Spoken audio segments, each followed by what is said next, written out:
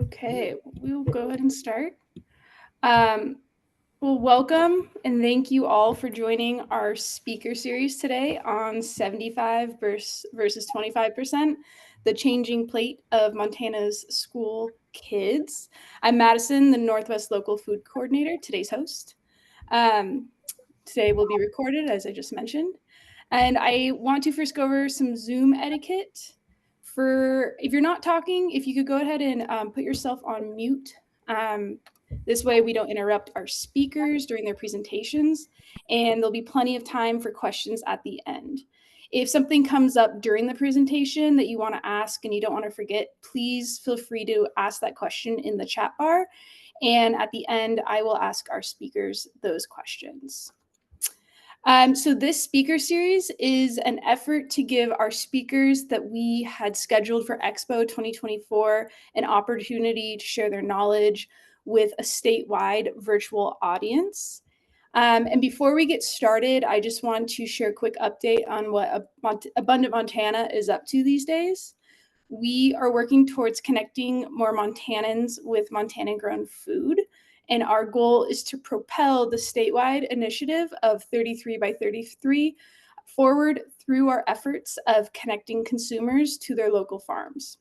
So for those of you who are not familiar with the 33 by 33 initiative, that is simply to have 33% of the food consumed in Montana grown in Montana by the year 2033. Currently, only about 3% of the food consumed in Montana is grown in Montana. So we have a long way to go, but we feel confident that Montanans want to support their local farmers and ranchers and in turn eat healthier food. With that, I'd like to introduce our speakers. Today we have the pleasure of learning from Andrea, who will be speaking on our children's diets and meal resources from her experience as the head cook at the Harrison School outside of Pony. She also has a background in family medicine. And then we'll hear from Kate, who will provide another valuable perspective through her food service director lens. And finally, we will wrap up with Craig, who will speak to school budgets and how meal costs have or get managed at the school and district level. So Andrea, the floor is all yours. Feel free to fill in any gaps on your intro that I may have missed. Just looking forward to hearing from you all. Good deal. No, I'll tell you a little bit about myself first, and then I'm going to talk a little bit about how school food in Montana has changed over the last 75 years and how, in my opinion and my research, that has affected our kids' health. And finally, what kind of changes can we make that might help to provide better health for kids in Montana? So I'm the head cook at Harrison School. I don't think we're a big enough school for me to be called the food service director. I'm cooking for about 65 kids and 10 to 15 staff per day. I've been there for 2 years. I'm a Vermont native, came to Montana to be a ski bum in the early 90s and fell in love with it and came back as soon as I could. Worked as a cook in Montana while I was here, which was fun. Then spent 3 years at the Community Health Center in Bozeman as a family doctor, and then 18 years in private practice in Bozeman. Left in 2022, basically kind of fed up with the business side of medicine and the fact that we seem to be controlled more and more by big insurance corporations and big hospital conglomerates, and wanted to go someplace a little more rural and wound up in my home in Pony. And got the job, just a stroke of luck, as the head cook in Harrison School when the former cook was my neighbor and took the job as the behaviorist at school, the mental health professional. So I took her job over. I was really interested to hear in the 25% to 75% statement how I did not realize that, oops, are we there? I lost, can everybody still hear me okay? I think oh good, I just lost Madison. Really interested to hear how in the last 75 years, how much of our kids' calories have come from school food now. It was a surprise to me, but when I think about it and the kids I cook for, it really isn't that much of a surprise. There are a lot of kids who don't get a lot of home cooking and don't get a lot of food in general at home. I think what has been the biggest change that I have heard and read about in terms of school food is 75 years ago, it was probably a lot of scratch cooking. And by scratch cooking, I mean single ingredients that we as the cooks combine into, whatever we're making for kids. Over the last 75 years, there's a lot more pre-processed food. You get a lot of your foods from Cisco US Foods, and it's not necessarily bad food, but it's prepared. It's not something that we have any input into. Um, and I think we're now starting to see more scratch cooking in Montana. That's a big push in Lunch Lady Land, which I think is really important. But there are a lot of challenges, both from ingredients and also from, hopefully we'll hear from Craig in terms of just budgets and what some of the challenges to scratch cooking are, and how we can do more of that. Um, when I talk about processed foods, how does that affect kids' health? And I'm just going to focus on a couple of areas. There's a lot more we can talk about and go into at greater depth, but I'm going to keep this brief. But from a health standpoint, both as a lunch lady and as a doctor, what I've noticed is the processed foods, sugar, lots of added sugars, high fructose corn syrup, processed simple sugars. What does this do? Sugars for kids. It's a misnomer that sugar directly causes bad behavior problems or causes ADHD. Sorry about that, Kate. But blood sugars do. Sorry, that was too personal. Shouldn't have gone there. Anyway, but the added sugars and the simple sugars, we do tend to see a lot of blood sugars spikes and falls. We see changes in behavior. We see changes in energy levels with the simple sugars. They're often not paired with things like fiber or things like protein that tend to cause kids to absorb the sugar more slowly. And so we tend to see, I really do think that we see more behavioral changes with the simple sugars. Processed foods, other things that I don't like about them, the artificial fats. There are a lot of trans fats, a lot of fats that our bodies really don't know how to deal with and what they do with. How our bodies process these fats over the long term. How do we digest them? It also, when you have the artificial fats in the processed foods, you see a lot less of the healthy fats, the omega-3 fatty acids. There's some good studies that show that the healthy omega-3 fatty acids can really help with things like learning disabilities, learning behavior as well. We see more salt in processed foods, and salt for kids is not necessarily a bad thing. Most kids don't have the blood pressure or potentially heart issues that adults do. But I do believe that more salt in a diet at an early age gets kids used to saltier foods. And as you age, as you start to have issues with things like blood pressure and kidney issues, and with heart and heart failure, the salt really can, as an older person, have a direct impact on your health. I also find that saltier foods tend to cause more thirst. Kids drink a lot more, and that's not necessarily water or even milk. That's pop and Gatorade and juice that's got a lot of calories but doesn't have a lot of nutrition in it. I also find that with the processed foods that get served in schools, we tend to get into a set meal pattern where kids eat the same things over and over. There might be a 6-week meal cycle where they get the same food, and they might like it, but they don't get introduced to a variety of new foods, and especially a variety of fruits and veggies. And so I think if we can avoid the processed foods and do more scratch cooking, we're going to impact health more in the long run. What else can I tell you about kids' health and how things have changed there? I'm just looking at my notes. What else? I should be better organized, but I'll just keep this brief. So some of the changes that I think that we could make in terms of healthier cooking and healthier eating for kids. Number one, more scratch cooking. And number two, I hope I'm preaching to the choir, but incorporating more local ingredients. And that's something that I've been focusing on in school just over and over, because I think local food is the key to nutrition for kids. Why is local food more nutritious? Especially the local fruits, veggies.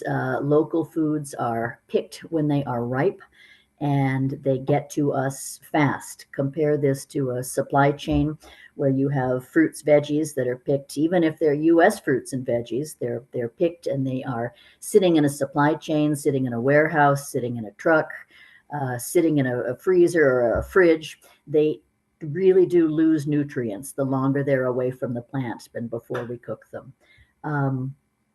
What else? They're picked when they're ripe. They need less seasoning. It's more fun to cook with local foods. You can use less salt. You can use local herbs, more local seasonings, and it's just better tasting food, in my opinion.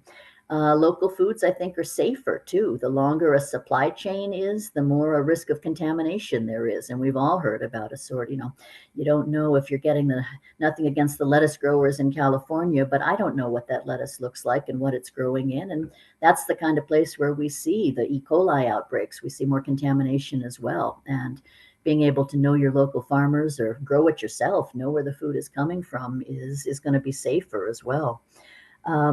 Another thing that I like about local foods is the variety. I may only be able to get a couple of kinds of lettuce from Cisco or U.S. Foods or the what we call the DoD Fresh program, the commodities, fruits and veggies. If I talk to my local farmer and we have a few of them, I can say, hey, what kind of greens can you grow from us? What kind of microgreens can we get? And we get, 10 different colors, and the kids love it too. I found that the more we have a salad bar at our school, and even though it's limited to 8 or 12 ingredients, I try to have a combination of different greens, different veggies, some proteins, and I find that the kids really do eat more when they have the choice of local foods. They're able to try more different things as well. As an aside, there's a really interesting couple of interesting studies in the medical literature about kids who are picky eaters, and that's a big problem for my doctor line of work as well. And it's a big concern of parents. But if you are able to, one study showed that if you are able to introduce a food to a child you need to introduce that food 10 different times before you can finally conclude, okay, this kid really doesn't like this food. Sometimes a kiddo will see it the first time and they'll try it and like it. And sometimes they'll have to have it on their plate or see it on the salad bar 7 or 8 times and they finally try it and say, hey, I really like this stuff. Another study showed that a good study out of Australia, if you have kiddos who eat at least 30 different ingredients, have a very, very low risk of nutritional deficiencies compared to kids who eat fewer than 30 ingredients. And if you think about it, I mean, that includes all the different fruits and veggies and meats and proteins and all kinds of stuff out there. And most kids, yeah, you can get them. You can look at it and say, all right, what are 30 different foods that this kid eats? But if you've got a really picky eater, those are the kids that you're going to see who are more likely to have deficiencies especially in the vitamins and minerals, and things like the local foods and the local fruits and veggies on the salad bar really help to diminish the picky eating and just get kids used to trying more stuff as well. I can tell you a little bit about some of the local foods that we've been eating at Harrison Food, and specifically what I like about them. We had the gift of a bison, processed bison, through Producer Partnership in Livingston, which is a wonderful organization that provides free processing to schools and food banks of donated animals. And we had a bison from Flying D Ranch in Gallatin Gateway. They're part of our school district as well. And I've been able to serve the kids bison burgers and bison stew and bison lettuce wraps. And they're probably sick of bison. It's coming out of their ears at this point. But one advantage of that is simply the iron. We know that you can absolutely be a vegetarian and get enough iron in your diet, but it's hard work. It's hard to do. The iron that is most easily absorbed and incorporated into our bodies is what's called heme iron, and that's in meat. So bison, beef, great sources of it, and it's lean meat.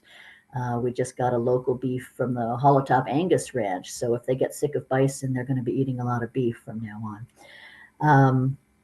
Other sources of iron would be things like local beans. Montana is a great state for lentils and other bean pulse crops. The dark leafy greens, another great source of iron. Other things that I've been interested in working with at Harrison School, and I've had the opportunity to do even things like local honey. We've got a local ranch that produces their own honey from the pollinator bees that they bring in, and they give me 15 or 20 pounds of local honey each year. And I can't say for sure, yeah, this helps with allergies and things like that, but there are plenty of folks in the medical community who feel that there's some really good benefits to local honey. Local produce, things I grow in my own garden. The kids love to see it. I've got teachers who bring in, they say, oh, I grew way too many carrots this year. Can you use 20 pounds of local carrots? And the kids just love it. There's heck, one of our donated beefs last year was one of the kids' 4-H steers. Everybody knew his name. It was, I think he was Guido the steer. Are we eating Guido today? And Montana kids are unique. None of them were horrified by that at all. I think some of my goals for local foods are to try to get more lentils, more local beans onto our kids' plates, more local produce. I'm continuing to look for more seasonal greens, more storage crops, things like carrots, onions, garlic, things that we can process as well. One of the few things that I wish we could get more of is seafood. It's kind of hard to do that in Montana, but don't know if there's a source for local trout, but I'm looking for one. Um, so again, I'll summarize. I don't think I'm going over time here, but I know we've got other people to talk to. This was a sort of a broad overview of what we're doing, but to summarize, if I could see more scratch cooking, more specifically local and seasonal foods in the school, I think that's going to have a tremendous impact on our kids' health. So I will mute myself and let our next presenter take it from here. Hi, I guess that's me. I'm Kate. I am a former food service director. I've worn a lot of hats my lifetime, but primarily for 20 of those years, I was a special ed teacher, a Montessori teacher, a farm to school teacher in the programs and schools that I worked at.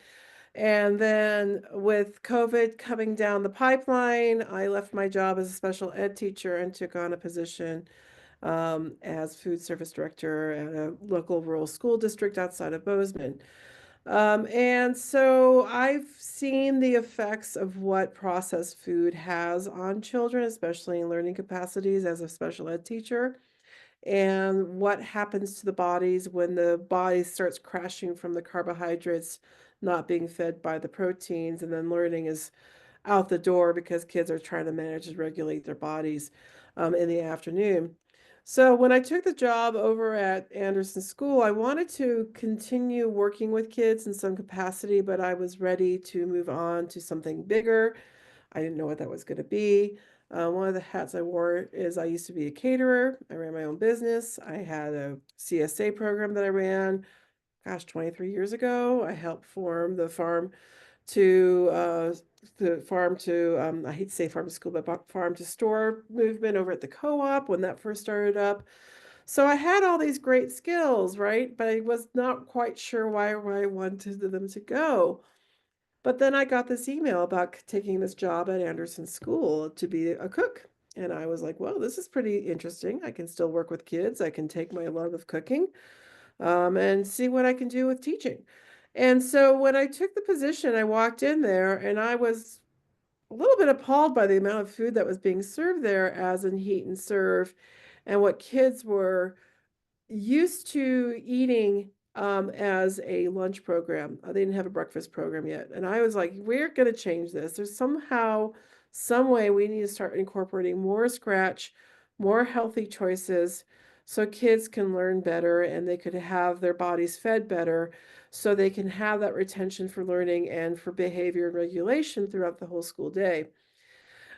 So I embarked on doing a scratch food program and I pissed a lot of people off. I'm not going to take kids yet. I pissed off the parents, I pissed off the administration, and most importantly, I pissed off the kids. So, because I took a heat and serve program of your chicken nuggets and your pre-made mac and cheeses and your pre-made whatever you got from Cisco, and I made it from scratch. Because I have the background, the culinary background, because I have the background and knowing how foods are to be cooked and processed, it gave me an advantage to really get this program going. And I stuck my heels in.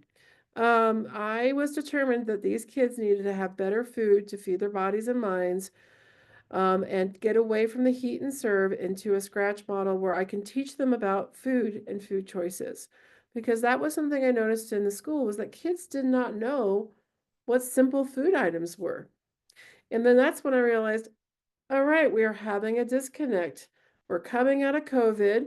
We're coming out of, this big shift in food and thought and thinking about what's going on at home in the kitchens and what the cafeterias are serving. I mean, COVID really did a number for child nutrition, I personally think, because a lot of schools went to the heat and serve. They got all these SCA funds. They were trying to figure out ways to cook food, to keep it separate from everybody so no one could get COVID. It was just a mess, but it changed the cafeteria and it changed children's eating habits. And so what I think a really big thing that a lot of food service directors are dealing with today is the fallout from that. Kids are used to having things done a certain way and eat a certain food a certain way because that's how they were, that's what they grew up with.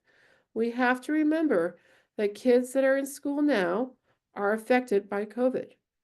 And so what I was realizing is that these kids needed a teacher. So I took my food service hat and I put my teacher hat and combined it together and realized the kitchen's a lunchroom is a classroom. And it's that shift of thinking that really helped me start navigating what I could do to teach children about food, the basics. I mean, I had some kids not even know what a beet was. We take that for granted that we know what beets are or we know what certain food items are. But to a kid, you show something purple, round, and roasted, they're gonna be like, "Oh my gosh, what is that?" Either you're gonna get the ick or the ooh, I'm gonna try it. So you have to teach about the food. And so that's my approach to what I was doing at Anderson School. And then within 3 months, my numbers dipped. I'm not kidding. I got calls from my superintendent board saying, your numbers are looking crappy. I'm like, yeah, they are. That's gonna happen because what I was doing was converting a heat and serve model into a scratch model.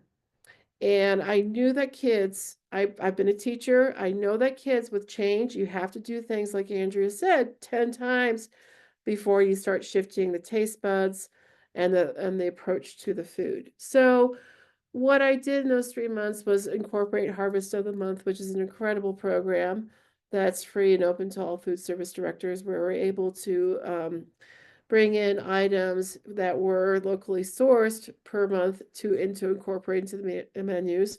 I got rid of chocolate milk every day.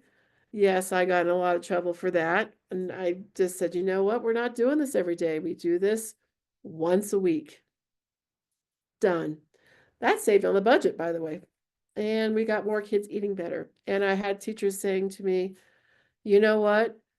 They're learning better in the afternoon. And I said, yeah, because they're not getting loaded up with the sugar. We're providing a whole rounded meal.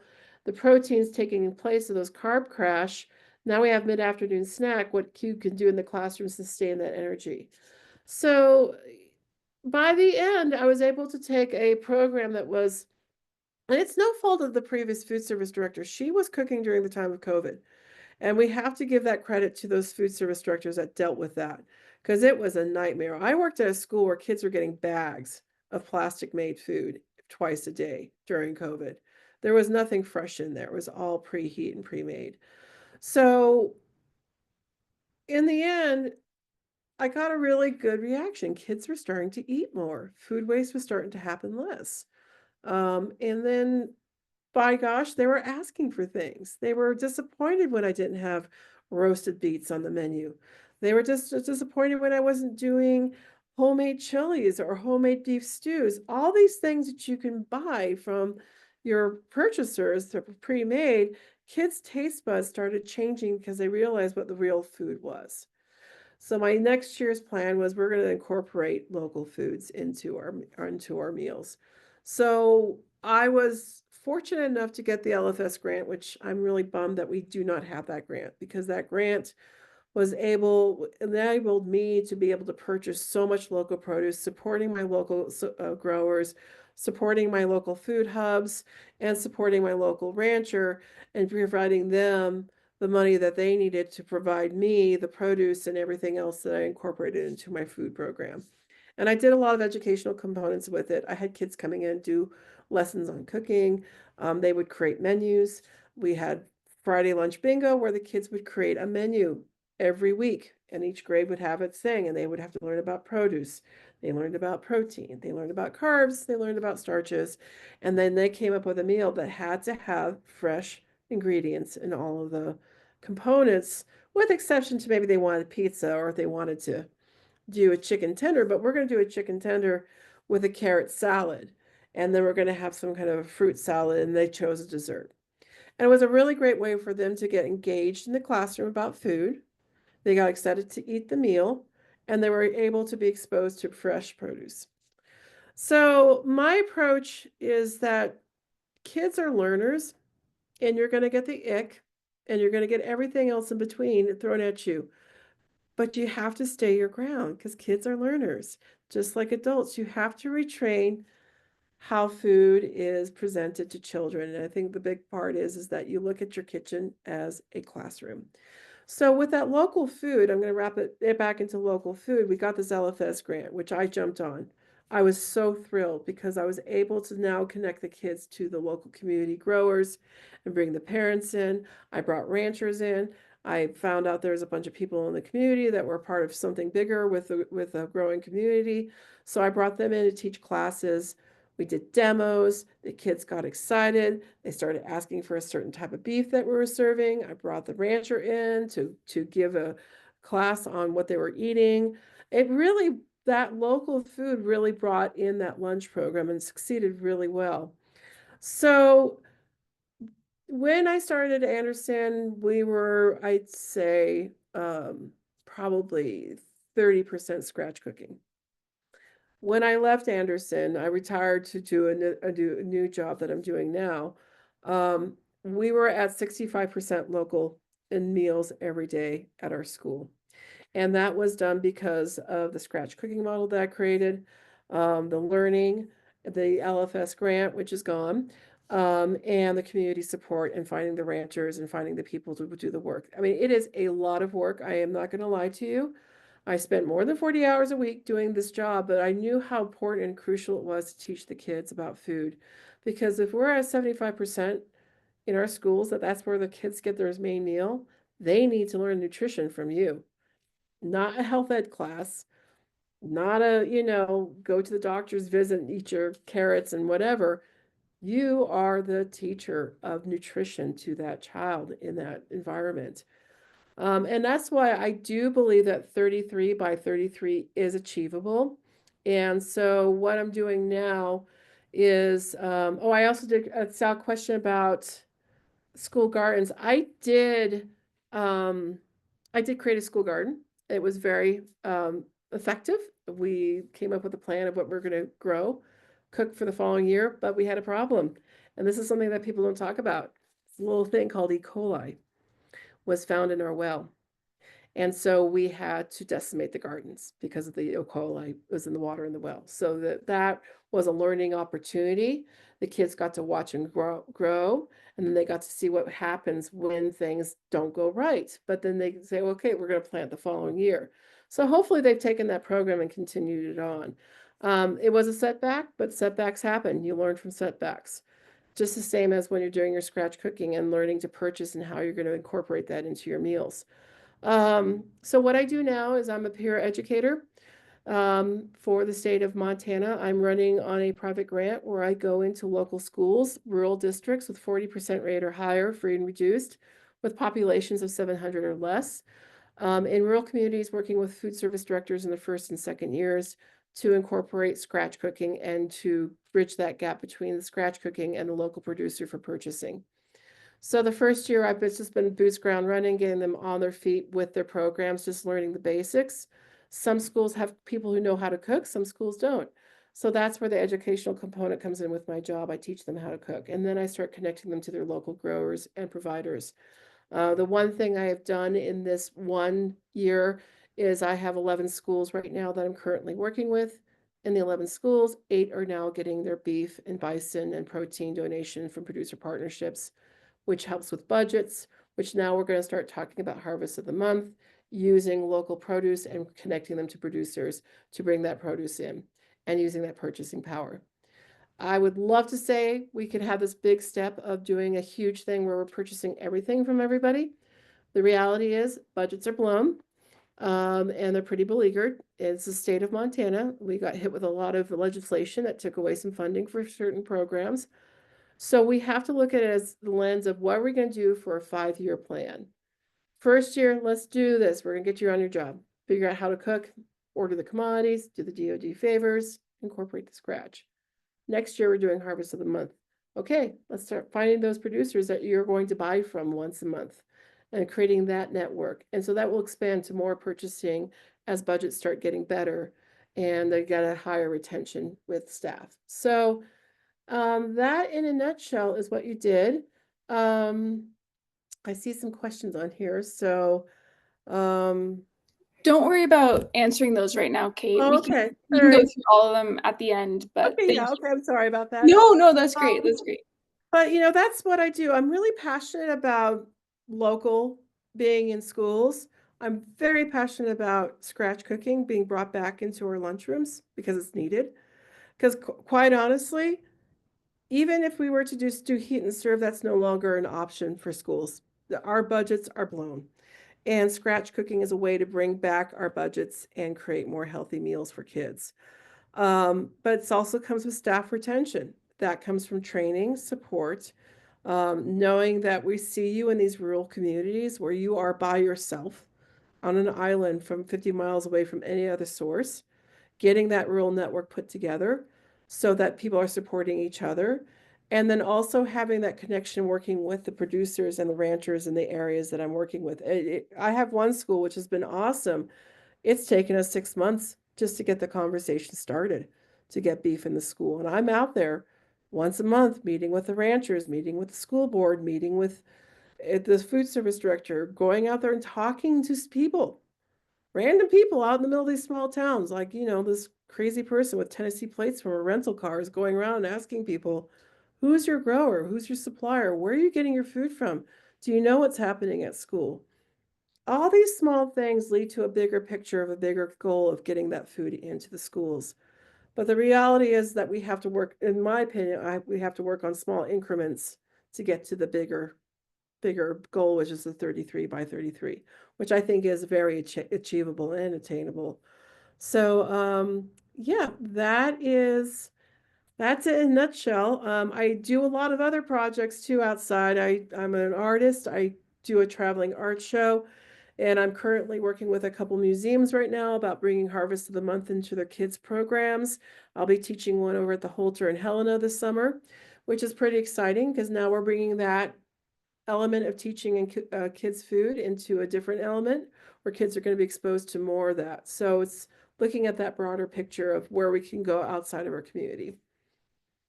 So you're up next, Craig. Thank you, Kate.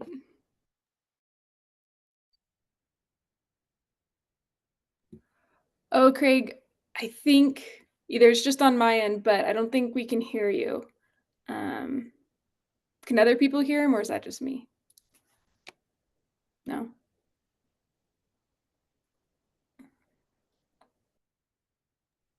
Sometimes I inadvertently turn my volume down. Can you hear me now? Yes, we can. Okay. I was just sitting here reflecting on the fact that I was watching my little thumbnail up in the corner and thinking I totally had my administrator scowl on while both Andrea and Kate were talking.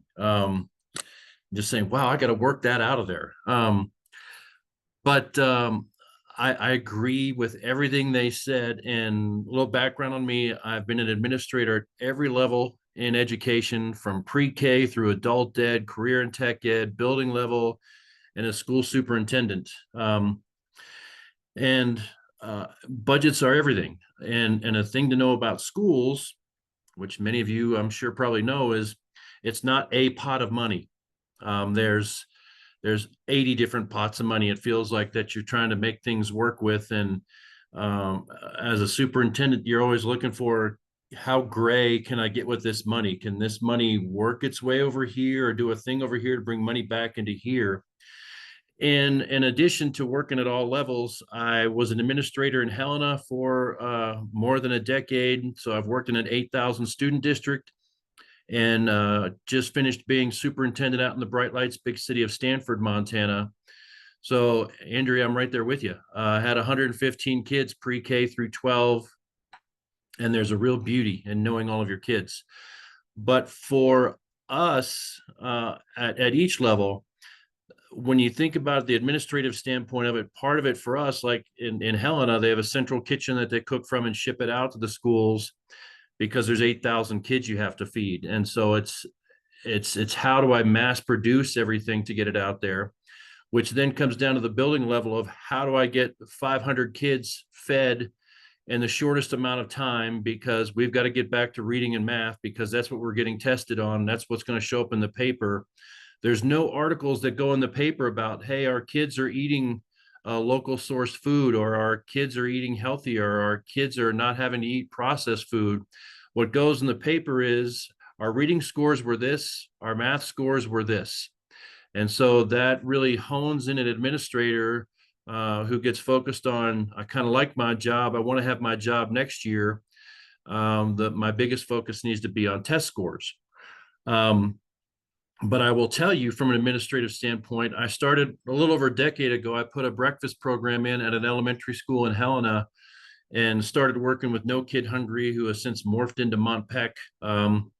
But the way it got my attention and the way I've been working with them to help them in other schools is the amount of time I got back as an administrator because we fed kids breakfast. Because a fed kid is not as quick to be a disciplinary kid in the morning. And that it goes beyond socioeconomics. When I first started doing a breakfast program, some of my old school teachers were like, well, why don't these parents just feed their kids? And I was like, okay, there, I snapped my fingers. Now they're all feeding their kids. It just doesn't work that way. And it's not a socioeconomic thing. I had plenty of food in my house and had plenty of times where it was like 3 minutes till the school bell rang and I grabbed my kids in their shoes and threw them in the car and said, somewhere there's a belt back there, put it on while you're putting your shoes on because you're due at school right now. And breakfast wasn't a priority. I was getting them there on time. And I also know, because you can't see from the camera, and plus remember the camera adds 700 pounds. I'm 6'6" and weigh 105 pounds. And I know when I was a kid coming through elementary, middle school, you could have had a feed bag on me from start to finish, and I would graze continuously. And so a big thing that I look at for us is what happens in between the meals, and how do you make sure that kids are being fed quality things throughout the day. And Andrea, you touched a little bit on some of that slower processing starches and things that'll stay with them a little bit longer. We once had a board meeting in the Bright Lights big city of Stanford that had an hour and a half discussion over protein and chicken tenders, because we were going to actual chicken tenders and not the cardboard things. And what the kids saw was that there weren't 4 chicken tenders on their plate. There was 1 or 2, but they were actual chicken and larger size. And they were taking pictures of saying how they were being starved to death and texting it to their parents at lunch. And it became a board agenda item that went for an hour and a half debate about how much protein a child should have. And for us at a smaller school local level, there was opportunity to say, we're going to make whatever we need to make to feed these kids. And recognizing that the recommended daily allowances that come in from the government are not for every kid. Like I said, I'm 6'6", and so there could be a kid in line with me that's 5'6". We might not eat the same thing or the same amounts, but we are served the same amounts because that's what there was. And so salad bar became a big thing, and an educational piece for the kids of where else they can get proteins and where else they can get filled up. That's part of their lunch opportunity. A few years ago, we too went to local beef. And you were spot on. Hey, this came from the Bergs Ranch, or this came from the Holzer Ranch, and really what brought it to the forefront for us was these ranches were donating beef to the local baseball program.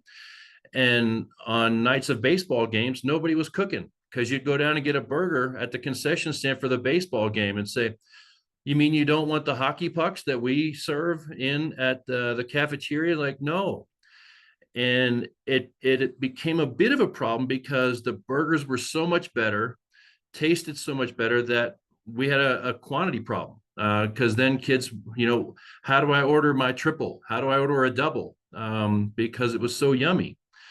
But I think that's a key piece of education as you talk about wanting to do this, is knowing that from an administrator standpoint, when they put the bolts in your neck to make you an administrator, you initially become very fiscally minded of what are my dollars and cents, and that's tighter now than it ever has been with the cuts that have come along.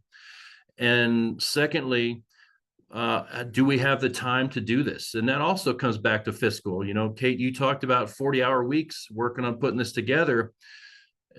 I eventually reached the point of saying, all right, we're going to run over on our food budget. And where's that going to come from?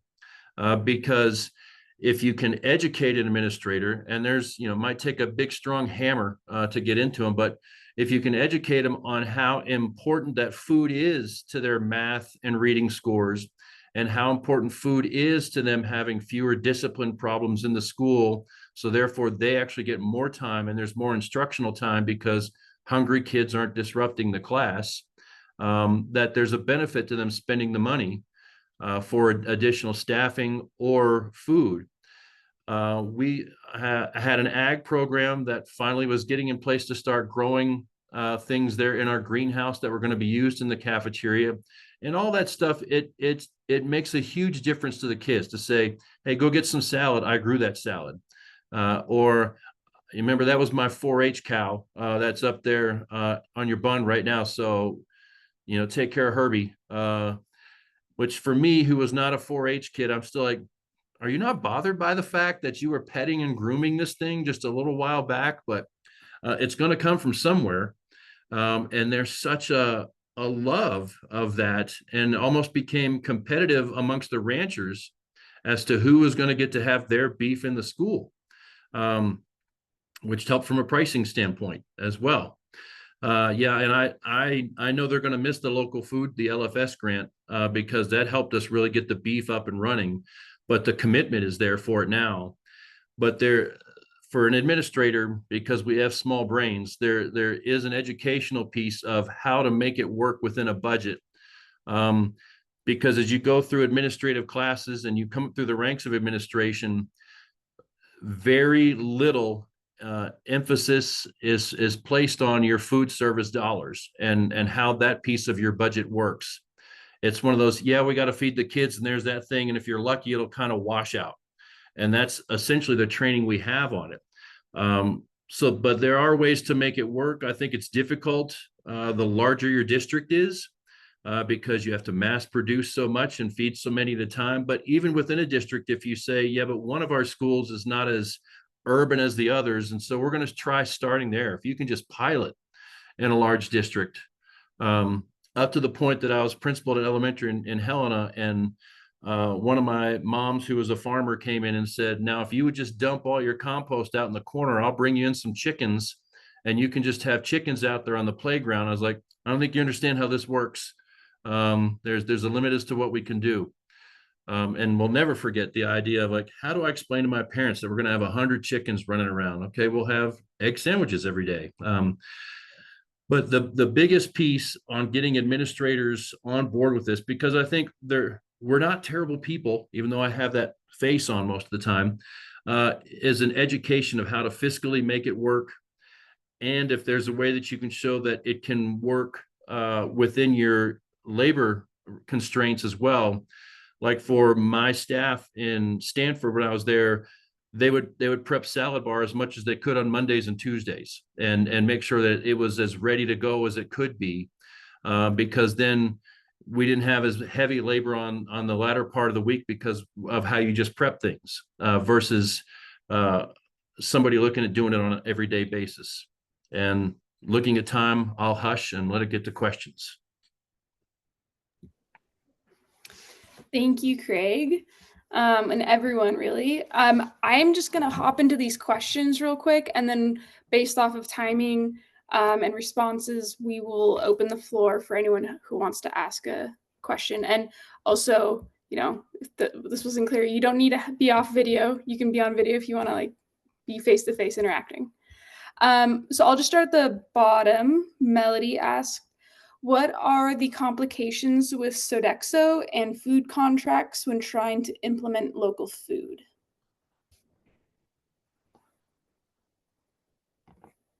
I'm thinking that's targeted towards Craig. Melody, is that right? Yeah, I was going to say it comes down to just how you go about purchasing things, and again, to your size. For us, another thing we would run into, like when we would process a beef, was storage. Um, you don't have the capacity for all of it, so we had to actually work with the processing plant on them being willing to store extra beef for us until we needed it. And so I don't think you run into it with Sodexo so much. If the thing is with being rural is, are they willing to come to your door for a smaller load? And so for us, we actually worked out, we were a co-op for athletics, and we actually co-opt for food sometimes, that they would come to our school in Stanford and drop things off, and literally would have buses going to 3 other schools for athletic practices, and might throw food in the back seat to go to them, so that they would have access to bulk buying on some of the things that, because there are things you aren't necessarily going to local source because there's just benefit and a need to purchase it on a larger scale. But for some of those smaller schools, you just figure out, how do we make this work as a group? Am I a big enough customer as a 4-school conglomerate, and then we'll take care of intra-shipping between ourselves, or do we have to just go another route? And I hope that answers that. Thank you. All right, next question. Are there flyers that show proteins, fruits, etc.? Like I have a sheet that breaks down the vegetable types, dark green, red, orange, legumes, etc. Is there a place to go to find something like that, but with other foods? Any ideas? Yeah, you can go on to the USDA food. If you're a food service director and you go on to school nutrition, you go underneath the DOD favors order. There is a USDA site that labels all the nutritional facts on the food products that are provided by them. So you're not going to look at the canned goods, but then they'll have the apples, the oranges, the pears, all the fresh items, and it will give you the nutritional breakdown. And then the other place to go to would be Team Nutrition website. Also has nutritional information and facts on fresh fruits and vegetables. And then I believe Harvest of the Month there might be. So those would be the recommendations I would go from there.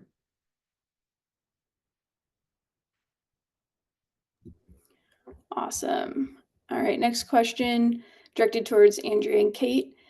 Kate, you mentioned still serving chocolate milk once a week. What are some other techniques you use to help with the transition from heat and serve to scratch meals?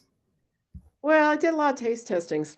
So when I was introducing new foods, I would put out taste testings, and I do a tried it, liked it, loved it model for the kids. And I asked the kids to come back and tell me, did you like it? No, I hated it. Okay, well, don't ick my ick, but how would you cook it?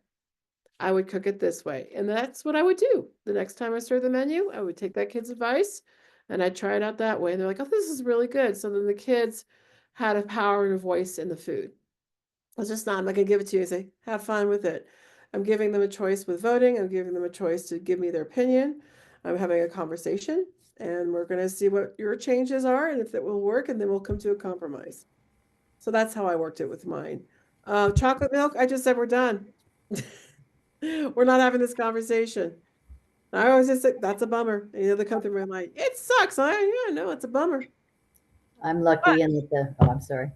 What was that? The cook before me implemented the chocolate milk once a week, so the kids were used to that by the time I was there. Yeah, I was the mean one. But to my answer to that question, and it might, there was another question a little further up that I saw about going to scratch cooking, and do you just give them one entree choice? I try to, and going from more processed to more scratch cooking, we often will do one entree, and sometimes it's a scratch entree, but I try to give them some other choices. One example is the Bosco breadsticks we serve, called the Italian dunkers, which are frozen, stick them in the oven for 10 minutes, and the kids just love them. but they used to get a canned marinara sauce with them. And so now I'm doing I give them a choice of a Montana marinara based sauce with local beef. I'll do an Alfredo sauce, and I actually a couple of times have made pesto when I have, and sometimes I go over 40 hours a week and I just don't charge it. But anyway, and so I even have like kindergartners who are saying, "Do you have that green sauce with the Bosco breadstick?" And so I'm still doing one entree, and yes, some of it is still processed food, but I'm using more local food and I'm giving them more choices, and that's helped a lot. I'll piggyback on that with Andrea. I mean, I never took away the chicken or the pizza.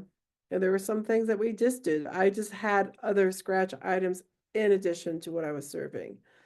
And kids love pesto. I had a spinach basil pesto with local spinach and basil, and the kids went crazy over that. I thought they were, but I didn't call it pesto. I call it green sauce. I gave it a fun name. So that's another way to get your scratch incorporated. Don't give it the gourmet name that's given on the recipe card.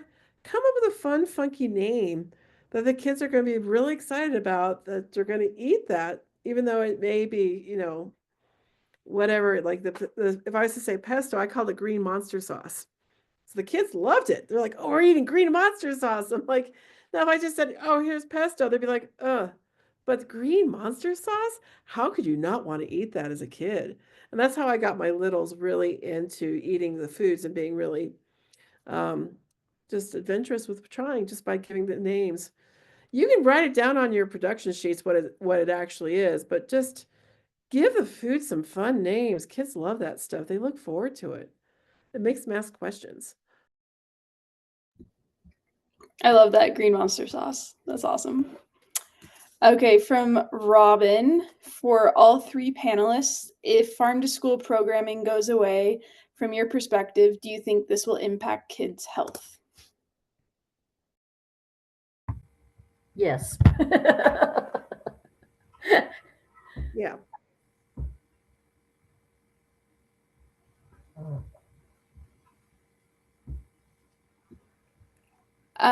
Your volume's down again, Craig.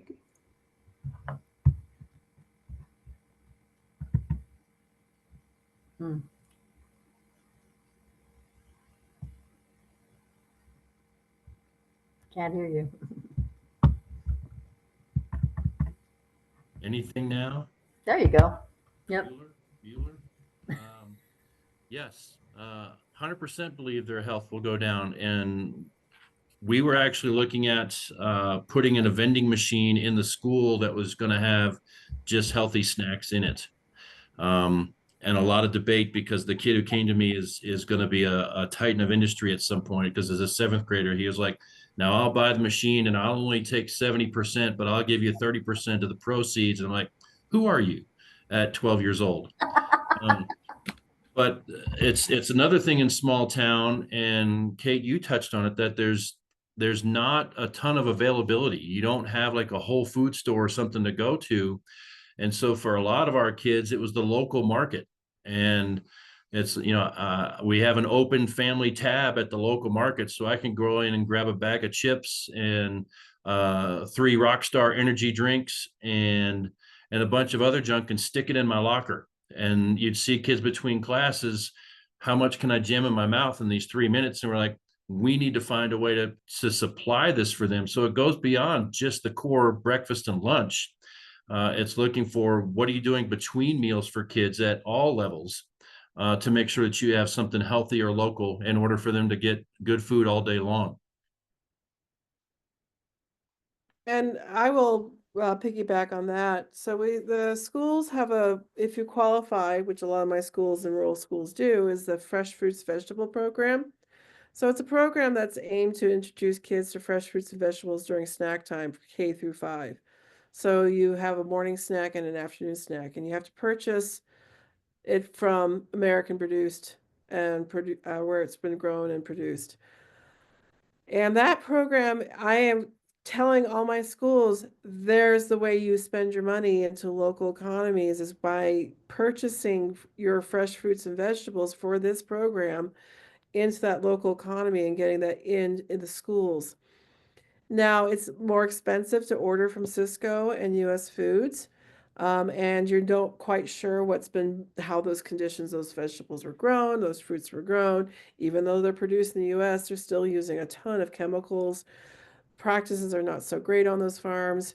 And so when you eliminate that farm to school, you're eliminating that access that those kids can have to really healthy, locally sourced foods that can support that producer on a financial level. And now there's a way that you can get more of that funding into your school with healthy fruits and vegetables and funding to the farmer that's local. So if that farm to school program goes away, unless you have someone who can teach it and really advocate it, you're going to lose a revenue there, and those kids are going to be exposed to fruits and vegetables, yes, but are they of a healthy quality of nature of what I would serve my kids? Probably not, because you can't buy organic. Organic's too expensive. So that's a program that's can really be harmed by that, along with other programs too.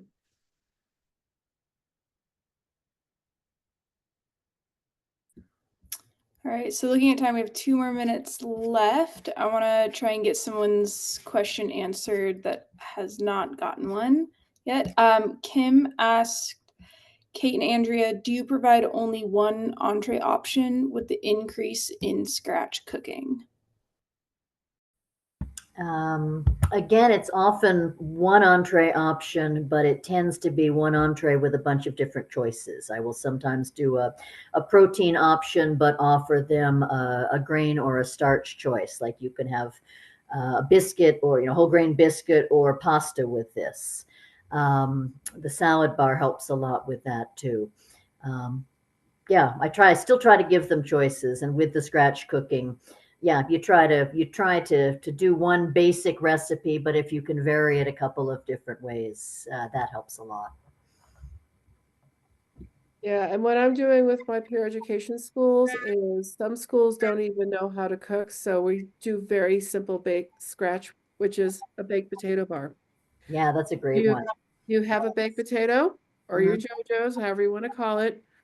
Then you have the toppings to go on top. That is scratch cooking. May not be what we think of scratch cooking is, but that is scratch cooking. So getting them started on with really easy basics and then start building it up. So I have some schools that are doing one scratch a week. I have some schools that are 5 days.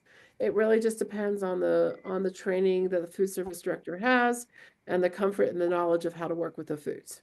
This is not an overnight happening. It's just slowly. So I try to approach it with my schools that baked potatoes, you got scratch cooking, using a marinara sauce, cook it with some beef, you've got scratch cooking.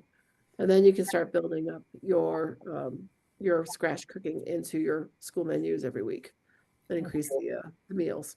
Small school, you can use up your leftovers too. Oh, we had beef stew last week. Well, we're putting it on the baked potatoes as well as the leftover marinara, or you can have the leftover pesto, and that helps too. I'm coming over again for dinner or for lunch. Hey, no, I want to be eating at her school.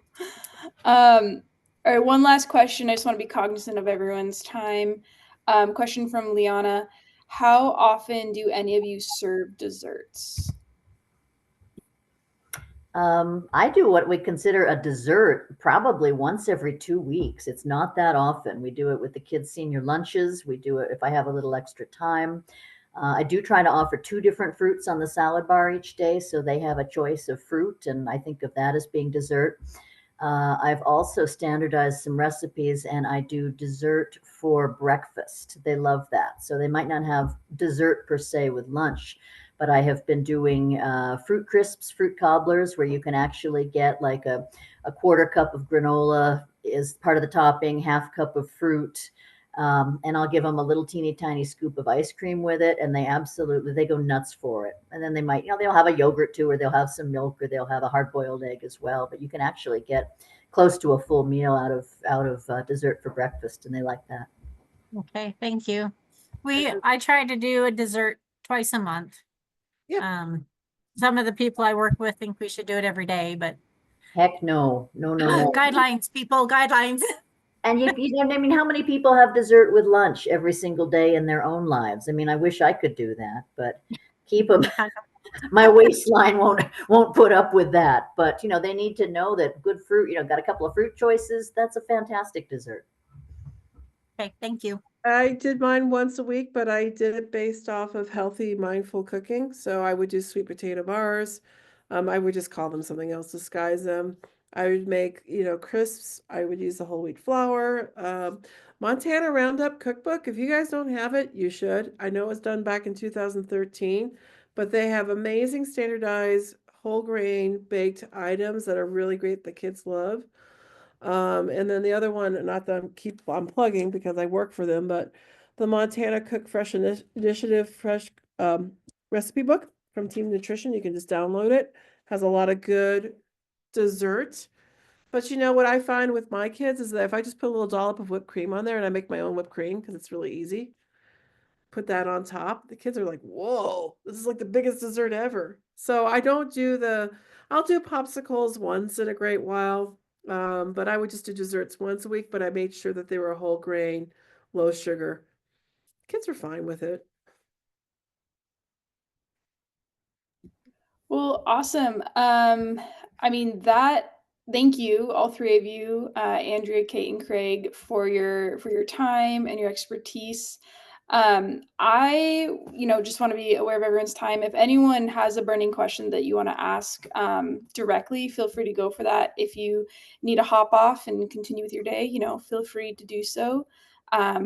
Just wanted to give that as an option for anyone. I just wanted to say thank you for the suggestions. I made a couple of notes about my goals for things like fish and for grains, and I've got some wonderful sources already in the comments bar. So thank you. This has been helpful. And I'm putting in my email in the chat if anyone wants to reach out to me or have questions about the program, or if you're interested in that. For next year, I am starting to recruit schools. And then I get to see my lovely face once a month. And may get some free beef in your school. We'll see. But I just put that in there. Awesome. Oh. Great. Well, if there's no other questions that people need to, want to ask directly, we can call it here. Again, big thank you to Kate, Andrea, and Craig. Really appreciate your time and expertise, and also just thank you for showing up for Montana kids. That's really cool. So, we appreciate it. All right. Well, take care, everyone. Bye. Does anyone have any questions that's still on here? 14062. What school district are you? Hi, Kate. It's Robin Vogler. Oh, hi, Robin. Okay. I don't have a camera on this desktop, and it's Okay. very cryptic that I'm 14062. But I was gonna say I'd love to come out and visit you at your school, but you're retired. Yeah. Sorry, I don't mean to be the sketchy girl in the corner. Oh no, No, I'm glad to check in with you. We'll be in conference soon, I think. Yeah, you're helping out with one of our culinary classes, so Yes. thank you. Yes. Yeah. So, no, I wanted to hear what you guys had to say, and I'm trying to work with Mount Peck to find more sourcing for local products on the east side. So that was my question about finding fresh veggie producers in eastern Montana. Yeah. And I'm actually heading out that way, Robin, next month to go visit with Richie. And I was going to stop off in Glendive and start talking to people in the community. Nice. Well, I'll find out some information for you on that. My way, I would appreciate it.